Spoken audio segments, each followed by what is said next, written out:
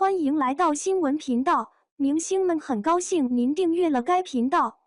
肖战摒弃阳光，拥抱阴暗，藏海传终究逃不过美化的魔咒。历时185天拍摄的《藏海传》，最终在今天杀青，并放出了全员阵容官宣照和首部预告特辑。肖战所饰演的男主角藏海，在经历了幼年灭门之痛后，已精通堪舆术和百合术之姿重新归来。于是便有了《藏海传》那张让人看了眼便忘不掉的海报，那张红底黑衣与黑帽的藏海宣传海报。在这张海报中，作为饰演剧中男主角藏海的肖战，一改往日阳光帅气大男孩之姿，眼神中的阴狠之气有种让人背脊发凉之感。在这看似坚定且永不会动摇的眼神背后，是从那漆黑如夜的披风中伸出的左右一只准备抓住或拿捏什么的手。这样一张只有简单构图的海报，几乎将藏海这一角色所蕴含的堪舆、百合两大奇术表现得淋漓尽致。无论是为了寻找被灭门的真相也好，还是与仇人不共戴天的阴狠也罢，看似简单的海报蕴藏了太多百合之术的精要。肖战所饰演的藏海，绝不仅仅只是被虚构出来的那个汪藏海。头戴乌帽的藏海，除了精通堪舆术之外，更对百合术了如指掌。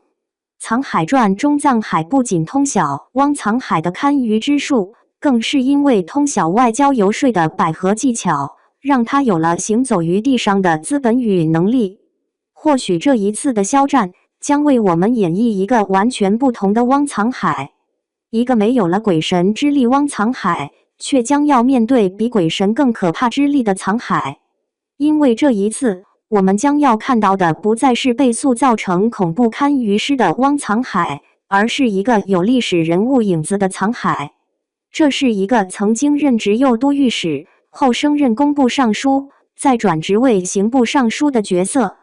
一个曾经下过大狱，却又重复官职并监管詹事府侍且加升太子少保的历史人物。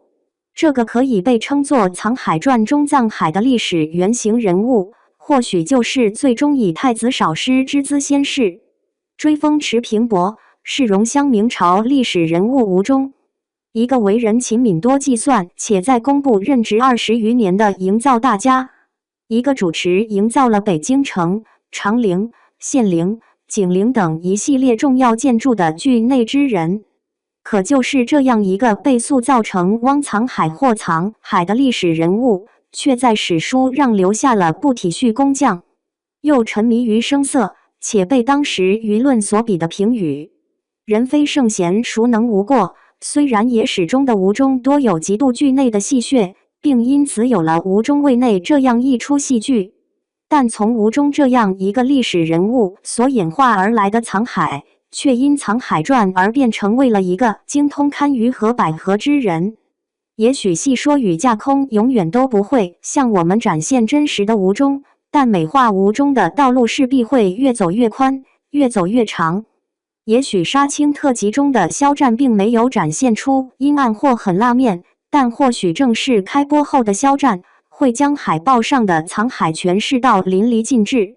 毕竟这一次的藏海不同于以往的汪藏海，更不是历史上吴忠的简单翻版与借鉴，因为他是一个身负血海深仇之人，一个精通堪舆术和百合术之人，一个内心深处并没有放弃对正义和真相追寻之人，一个并没有完全泯灭善良本性之人。当我们看到肖战所演绎的藏海在《藏海传》中展现那精妙的堪舆之术时，当我们看到肖战所演绎的藏海在《藏海传》中用百合术之运筹帷幄时，你希望这时肖战，这时的藏海，是一个被美化的吴忠，还是一个拥抱阴暗藏海，又或是走向传统的汪藏海呢？不知《藏海传》中的肖战是那个被人摆弄的皮影，还是手持皮影之人呢？关于《藏海传》的解读暂时先写到这里，更多精彩解读且听下回分解。